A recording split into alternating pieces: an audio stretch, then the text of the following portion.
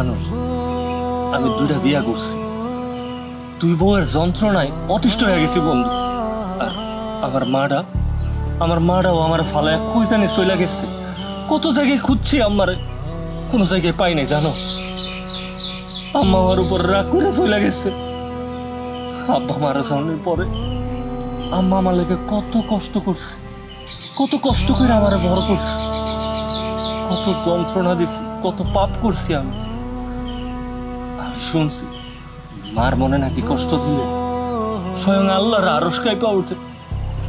আর আমি আমি একটা পাপী বানাই। আমি আমার মারে যে কি পরিমাণ যন্ত্রণা দিয়েছি কি কম। এই কারণে আল্লাহ আমার উপরে নারাজ হয়েছে। নারাজ হইয়া 2টা বিয়া করণের পরও আল্লাহ আমার 2টা বউয়ের একটার ঘরে আমার সন্তান দেয় নাই। আমি বাপ হইতে পারি নাই, সন্তানের মুখ দেখি নাই। সব আমার পাপের ফল।